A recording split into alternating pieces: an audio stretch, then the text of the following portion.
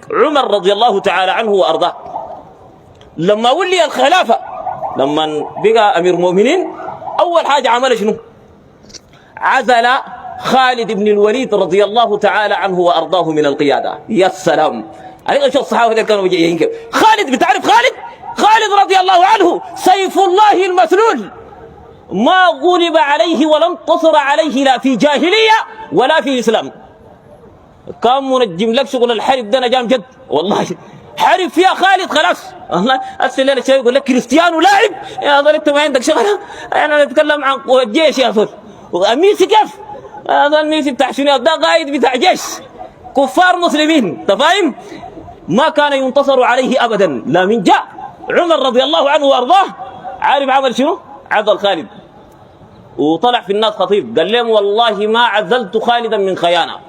قال لهم خالد ده رضي الله عنه ما جاي يهجيها تب، ده سيف الله المسلول. النبي صلى الله عليه وسلم قال من غير إمرة ينصر الله به في مؤتة، ما ولدت ولا أمره.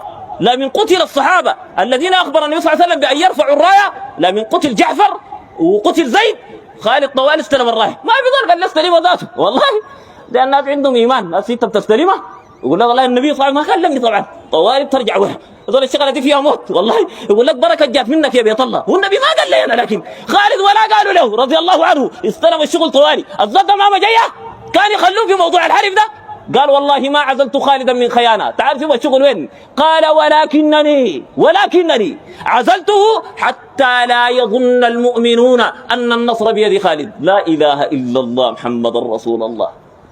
تقول لي كباشي يا زول، قال لك عزلوه عشان ما في زول يفكر سايق يقول لك والله كان ما خالد ده ونحن ما كنا ننتصر. يا زول ربنا قال للنبي صلى الله عليه وسلم وما رميت إذ رميت ولكن الله رمى. ده توحيد مجيه يا زول، ده مرحلة بعيدة والله. ده توحيد شرك اسمه شرك الأسباب. قال لك ما تمسك في السبب وتترك المسبب. يا ظل ده بعيد من الصوفيه شديد الشريك ده والله. يعني احنا لسه شغالين معاهم ما تنادوا الناس. والله في ناس بينادوا الدول في الصيدليه ده والله العظيم، يقول لك والله كم الحبوب دي كان حجري غطس يا اخي. يقول بفضل الله، يقول لك مولانا الله ضمى في اي حاجه. تعال شوفنا من ينزرها، تعال شوفنا من ينزرها. عشان كده تعرف على الله في الرخاء يعرفك وين في الشده. شوفنا من ينزرها. هاي تناولت علاجه كده والله مرضت عليه مصر. وهو الصحه كيف؟ والله النافع الله. وما قلنا لك من البداية ما قلنا لك ورقة زريت النافع الله. لكن ده الشغل بتاع التوحيد، أنبياء ده شغلهم نجيط والله.